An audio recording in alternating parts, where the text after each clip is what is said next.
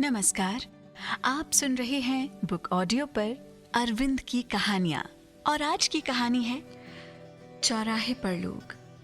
नरेश की मोटरसाइकिल को कोतवाली कैंपस में दाखिल होते हुए चंदौली थाना प्रमुख मिस्टर केशव चंद्र ने दूर से ही देख लिया था। नरेश अपनी कुर्सी पर बैठता इसके पहले ही साहब ने उसे याद किया है। ये सूचना उसके पीछे कुर्सी पर बैठे एक सिपाही दयाराम ने उसे दे दी थी। नरेश के मन में आया कि कह दे, बुलाया है तो वो क्या करेगा, वो चाय पीने के बाद ही यहाँ से उठने वाला है। सुबह 5 बजे ही वो निकल गया था बिना चाय पिए और उस समय 2 बज रहे थे। उसने अपने साथ के 2 सिपाहियों को खाना खाने हेतु अपने घर जाने के लिए पहले ही कह दिया था और स्वयं घर जाने के स्थान पर थाने चला गया था एक पेंडिंग पड़ी हुई रिपोर्ट को लिखने हेतु। किंतु वो अपनी रिपोर्ट को तब लिखे जब उसे अपनी सीट पर 2-3 घंटे भी बैठने का अवसर मिले। अपने फैसले पर कायम रहने के स्थान पर अपनी और ऑफिस की मर्यादा का ध्यान रखते हुए वो अत्यंत शालीनता से उठा और साहब के आदेश को प्राथमिकता देते हुए वो थाना प्रमुख मिस्टर केशव चंद्र के केबिन में बहुत धीरे से गया। थाना प्रमुख केशव चंद्र के केबिन का पर्दा हटाकर अभी नरेश कमरे में दाखिल हुआ ही था कि उसकी ओर देखते हुए साहब ने जल्दी से पूछा, क्या हुआ, रिपोर्ट तैयार हो गई? नरेश के मन में आया कि कह दे, आपके ही आदेश पर वो सुबह 5 बजे नगर के तिकोनी चौराहे पर रात में ज्वेलरी की दुकान पर हुई चोरी की तहकीकात में गया हुआ था और अभी वहीं से आ रहा है। उसे रिपोर्ट तैयार करने का मौका ही कब मिला? लेकिन अपने बड़े साहब से इस तरह कहना ठीक नहीं था। इस कारण वो थोड़ा ठहर गया और अपनी भावनाओं तथा चेहरे पर चढ़ते उतरते खीज के भावों को नियंत्रित करते हुए उसने धीरे से कहा, सर, सुबह आपके ही फ़ोन पर रात की चोरी के सिलसिले में तहकीकात के लिए गया था। अच्छा, हाँ याद आया। क्या पता चला? अभी कुछ भी नहीं कह सकते सर। कुछ कह नहीं सकते? फिर सुबह 5 बजे से 2 बजे तक किया क्या? वो अंदर ही अंदर एक बार फिर कसमसा कर रह गया। क्या इनको मालूम नहीं है कहीं इस प्रकार की वारदात होती है तो आसपास के लोग एकत्र होकर कैसे कैसे सवाल पूछते हैं, पुलिस की अकर्मण्यता पर किस प्रकार सवाल उठाते हैं, भीड़ को संतुष्ट करना कितना मुश्किल काम है और फिर चोरी में गए हुए एक एक सामान की लिस्ट बनाना, उनका मूल्य तय करना और फिर ज्वेलरी की दुकान पर ग्राहकों का बहुत सारा पुराना सामान होता है जो ठीक होने के लिए आता है। उन सभी ग्राहकों का और उनके सामान का विवरण नोट करना, क्या इन सब कामों को करने में समय नहीं लगता? 40 पन्नों से ऊपर का विवरण है, परंतु वो चुप ही रहा। साहब से बहस करना बेकार था। चोरी की पूरी रिपोर्ट बनाने में समय लग गया सर। कोई सुराग मिला? नहीं, ये काम बाहर से आए हुए लोगों का लगता है। फिर वारदात करके वे भाग गए होंगे।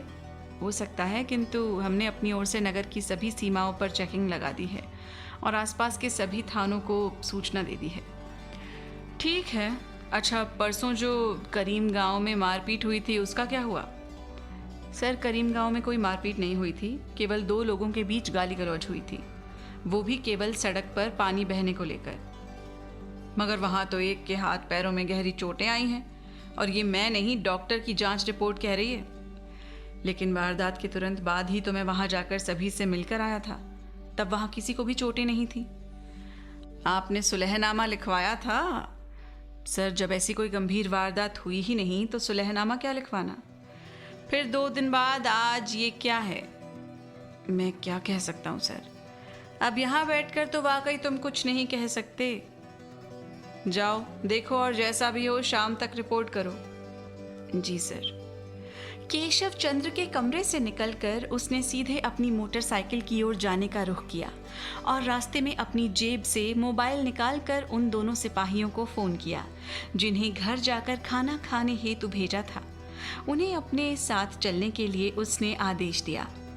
नरेश 2 सिपाहियों के साथ करीम गांव पहुंचा तो वहां पहले से ही मीडिया हाउस की 4-5 गाड़ियां खड़ी थीं और मीडिया वाले माइक लेकर इधर उधर घूम घूम कर ग्रामीणों का इंटरव्यू ले रहे थे। नरेश ने मीडिया वालों का सामना करने से पहले वहां के ग्रामीणों से पूछताछ की। क्या इन दोनों में फिर कोई लड़ाई झगड़ा हुआ है? नहीं, ये दोनों पड़ोसी हैं और अक्सर आपस में कुछ ना कुछ कहते सुनते रहते हैं, कोई नई बात नहीं है। फिर अचानक यहाँ इतने मीडिया वाले किसने बुलाए हैं? मुझे नहीं मालूम साहब, आप प्रधान जी से पूछें। ग्रामीण जल्दी से वहां से चला गया कि पता नहीं ये पुलिसकर्मी और क्या पूछ लेगा। नरेश ने पीछे पलटकर देखा तो प्रधान जी 3-4 लोगों के साथ उसकी ओर तेजी से चले आ रहे थे। उनके पीछे 2-3 मीडिया वाले भी कैमरा और माइक लिए आ रहे थे। नरेश जब पहले गांव आया था तब प्रधान जी से भी मिल चुका था, इस कारण वो उनको पहचानता था। पहली मुलाकात में प्रधान जी उसे भले आदमी भी लगे थे। अभी वो और कुछ सोचता इसके पहले प्रधान जी मीडिया वालों के साथ उसके नजदीक पहुंच गए थे। प्रधान जी से औपचारिक अभिवादन होता इसके पहले एक मीडिया वाले ने उसके मुंह के सामने माइक लगाते हुए पूछा, गांव में इतना बड़ा हादसा हो गया और आप अभी आ रहे हैं, क्या कहना है आपका? नरेश कुछ कहता इसके पहले पीछे खड़े भीड़ से किसी ने कहा, ये पुलिस वाले हमेशा देर से ही आते हैं। नरेश के मन में आया कि धर दे उसे एक हाथ, किंतु किसी प्रकार उसने अपने आप पर संयम और संतुलन बनाए रखते हुए कहा, मैं वारदात के तुरंत बाद ही यहाँ आया था, तब तो किसी को भी इतनी चोटें नहीं थी। नहीं थी का क्या मतलब है आपका? चोटें तो नईम को उस समय भी थी, परंतु आपके डर की वजह से उसने कुछ कहा नहीं था। प्रधान जी ने थोड़ी ऊंची आवाज में कहा था, जनता का सहयोग करने के स्थान पर आप गरीबों को डरा धमकाकर चुप करा देते हैं, फिर कहते हैं यहाँ कुछ हुआ ही नहीं है। एक मीडिया वाले ने अपने माइक को नरेश के मुंह के पास ले जाते हुए कहा। नरेश कुछ कहता इसके पहले एक दूसरे मीडिया वाले ने अपने माइक को आगे करते हुए कहा, आपका मतलब है डॉक्टर की रिपोर्ट गलत है? तुम पुलिस वाले कुछ देखना और जानना ही नहीं चाहते? चलकर देखो तो सही एक बार नईम को, किस तरह घसीट घसीट कर मारा है उसे इस शाम के बच्चे ने। प्रधान जी के साथ खड़े एक अन्य नेता टाइप व्यक्ति ने क्रोधित होते हुए कहा, मैं वारदात के दिन नईम और श्याम दोनों से मिला था, आप प्रधान जी से पूछ सकते हैं। नरेश ने कहकर प्रधान जी की ओर देखा तो प्रधान जी इधर उधर इस प्रकार देखने लगे जैसे उन्होंने कुछ सुना ही ना हो। नईम ने बताया नहीं था या साहब ने मामले को दबाने के लिए कुछ जानने की कोशिश ही नहीं की थी? इस बार फिर प्रधान जी के साथ वाले एक दूसरे व्यक्ति ने जोर से कहा। नरेश का संयम अब जवाब देने लगा था, फिर भी वो कुछ ऐसा नहीं कहना या करना चाहता था जिससे किसी को उसके बारे में कुछ कहने का अवसर मिले। देखिए, मेरा काम किसी के साथ भी पक्षपात करना नहीं है। अपने पर काफी संतुलन रखते हुए नरेश बोला। एक पत्रकार ने फिर अपने माइक को नरेश के मुंह से लगाते हुए पूछा, आप किसके आदेश से मामले को दबाने की कोशिश कर रहे थे? नरेश कुछ कहता इसके पहले दूसरे पत्रकार ने भी अपने माइक को उसके मुंह के सामने करते हुए पूछा, जनता जानना चाहती है कि इतनी बड़ी घटना की अभी तक FIR भी क्यों नहीं लिखी गई? इंस्पेक्टर साहब, हम नईम को न्याय मिलने तक चुप बैठने वाले नहीं हैं। आप इस प्रकार किसी गरीब की आवाज को दबा नहीं सकते हैं। नरेश के चारों ओर भीड़ काफी एकत्र हो गई थी। इसी भीड़ में से किसी ने चीखते हुए कहा था। नरेश ने अपने आसपास देखा तो प्रधान जी नहीं थे। उनके साथ वाले वे 3-4 लोग भी अब कहीं दिखाई नहीं दे रहे थे। वे अपना काम कर चुके थे और अब वहां से चुपचाप खिसक जाने में ही अपनी भलाई समझी होगी। नरेश ने मन में सोचा। भीड़ ने नारा लगाना शुरू कर दिया था। पत्रकारों ने आसपास जुट आई भीड़ में से एक एक को बुला बुलाकर घटना के संबंध में विस्तृत जानकारी लेने लगे थे। भीड़ में से ही कोई व्यक्ति एक पत्रकार से कह रहा था, नईम का परिवार पिछले 2 दिन से भूखा है, घर में किसी ने कुछ खाया नहीं है। अभी उसकी बात पूरी भी नहीं हुई थी कि भीड़ से एक और व्यक्ति ने आगे बढ़कर पत्रकार के माइक में अपना मुंह लगाते हुए कहा, नईम, उसकी बूढ़ी माँ, पत्नी और सभी 6 बच्चे 2 दिन से भूख से विलख रहे हैं। नरेश के मन में आया कि वो चिल्ला कर कहे, तुम सब भीड़ बनकर नईम को न्याय दिलाने की बात करते हो, किंतु उसके परिवार को खाना नहीं खिला सकते। कैसी है तुम सबकी संवेदना? नईम के परिवार के लिए अभी वो सोच ही रहा था कि उसके साथ गए 2 सिपाहियों में से एक ने आगे बढ़कर उस व्यक्ति को पकड़कर खींचा, जो एक पत्रकार के माइक में अपना मुंह लगाकर कुछ कहना चाहता था। ये वही व्यक्ति था जो काफी देर से भीड़ में इधर उधर घूम घूम कर नेता बनने का प्रयास कर रहा था। आप कहाँ से हैं मिस्टर, और नाम क्या है आपका? सिपाही ने उसके ऊपर अपनी आंखें तानते हुए पूछा। मैं अब यहीं पड़ोसी गांव का हूँ, मेरा नाम अख्तर है। पड़ोसी गांव? कौन से गांव के? सिपाही ने फिर उसी प्रकार पूछा। भीड़ थोड़ी शांत हो गई थी। वे सब सिपाही और उस नेतानुमा व्यक्ति को सुनने की कोशिश करने लगे थे। मैं नईम का रिश्तेदार हूँ। मैंने पूछा है, आप रहने वाले कहाँ के हैं? इस बार सिपाही का स्वर और भी कड़क था। उस व्यक्ति से अब कुछ बोलते हुए नहीं बन पड़ रहा था। अब तक भीड़ पूरी तरह शांत हो गई थी। सिपाही ने पूरी भीड़ को संबोधित करते हुए कहा, आप सब लोगों में जो लोग इस गांव के हैं वे इधर आकर खड़े हो जाएं। 3-4 लोग उस ओर आकर खड़े हो गए जिधर सिपाही ने खड़े होने के लिए कहा था। सिपाही की दूरदर्शिता का अब नरेश भी कायल हो गया था।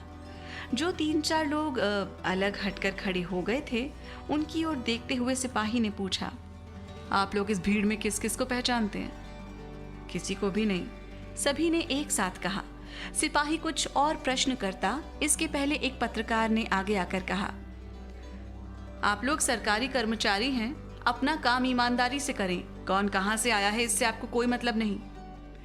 हम सब यहाँ एक गरीब मजदूर के समर्थन में आए हैं और आप अपने काम से मतलब रखें।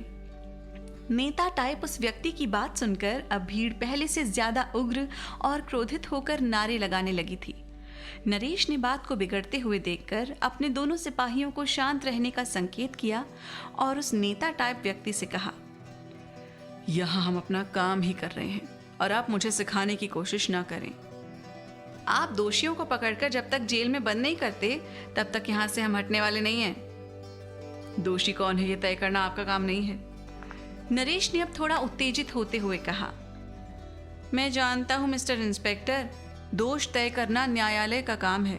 आप केवल उस दोषी श्याम को। अभी उसकी बात खत्म भी नहीं हुई थी कि सामने से एक एम्बुलेंस, उसके पीछे 2 जीप, 20-30 मोटरसाइकिल आती हुई दिखाई दी। अब ये सब क्या कोई नई मुसीबत है अथवा इसका समाधान? नरेश ने मन में ही कहा। वो अभी कुछ समझने का प्रयास कर ही रहा था कि सामने से आए हुए लोगों का काफिला एक एक करके उसके सामने रुक गया।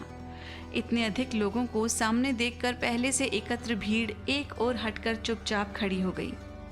एम्बुलेंस के पीछे रुकी हुई 2 जीपों में आगे बैठे हुए 2 लोग उतरकर सीधे उसके पास आए। अच्छा हुआ इंस्पेक्टर साहब, आप पहले से ही यहाँ हैं, नहीं तो हमें FIR लिखवाने आपकी चौकी पर आना पड़ता। किस बात की FIR? नरेश ने हैरान होते हुए पूछा। आप तो जानते ही होंगे, परसों इस गांव में नईम और श्याम में काफ़ी झगड़ा हो गया था। परसों जब मैं यहाँ आया था उस समय तो इन दोनों में केवल गाली गलौज ही हुई थी। मैं दोनों से मिलने के बाद ही गया था। पुलिस के डर के कारण श्याम ने आपको बताया नहीं है? सामने से आए दोनों व्यक्तियों में से एक ने कहा। लेकिन मैं तो इनकी सहायता के लिए ही आया था और किसी को पुलिस से डरने की जरूरत ही क्या है। आप जानते नहीं हैं इंस्पेक्टर साहब, गांव के गरीब लोग पुलिस से काफ़ी डरते हैं।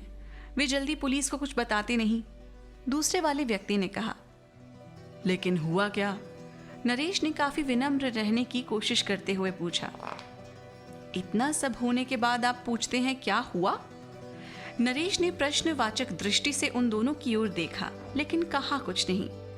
परसों के झगड़े में नईम ने श्याम को इस कदर मारा कि उसके हाथों में 2 फ्रैक्चर और पैरों में भी 1 फ्रैक्चर हो गया है। उसका सिर भी बुरी तरह फट गया था। नरेश के आश्चर्य का अब कोई ठिकाना नहीं था। वो कुछ कहने का प्रयास करता कि सामने वाले व्यक्ति ने पीछे मुड़ते हुए जोर से कहा, अरे जरा डॉक्टर की रिपोर्ट तो ला। जीप के पीछे बैठे हुए एक व्यक्ति ने एक फाइल लाकर नरेश के हाथ में पकड़ा दी। हाथ में फाइल लेकर नरेश अपनी मोटरसाइकिल की डिग्गी से दूसरी फाइल भी निकालता है, जो नईम की मेडिकल रिपोर्ट थी जिसे उसके साहब ने उसे दी थी। नरेश ने दोनों मेडिकल रिपोर्ट्स को एक एक कर खोल कर देखा तो दोनों ही रिपोर्ट्स जिला चिकित्सालय के डॉक्टर चंद्र प्रकाश मित्तल की बनाई हुई थी। नरेश अपने हाथ की कभी इस रिपोर्ट को देखता तो कभी उस रिपोर्ट को। दोनों रिपोर्टों को अच्छी तरह देखने के बाद नरेश ने इस तरह जोर से बोलने की कोशिश की जिससे आसपास खड़ी हुई भीड़ ठीक से सुन सके। इन दोनों मेडिकल रिपोर्टों को देखने से तो ये लगता है कि नईम और श्याम में काफी गंभीर लड़ाई हुई है। दोनों तरफ की भीड़ धीरे धीरे करके हटनी शुरू हो गई थी। दोनों नेता अपनी अपनी जीप में बैठकर वापस चले गए। श्याम को एम्बुलेंस से उतार दिया गया। वो वहीं सामने जमीन पर धीरे से बैठ गया था। एम्बुलेंस भी अब चली गई थी। नरेश को सामने से नईम आता हुआ दिखाई दिया और अब वो भी आकर श्याम के बगल में धीरे से बैठ गया था। आसपास की सारी भीड़ न जाने कहाँ चली गई थी, परंतु उस गांव के 3-4 लोग अब भी उसके पीछे चुपचाप खड़े सारे तमाशे को न केवल देख रहे थे वरन समझ भी रहे थे। उनमें से एक व्यक्ति जो थोड़ा ज्यादा समझदार लग रहा था, उसने नईम और श्याम की ओर देखते हुए कहा, अब तुम दोनों बैठे बैठे क्या देख रहे हो?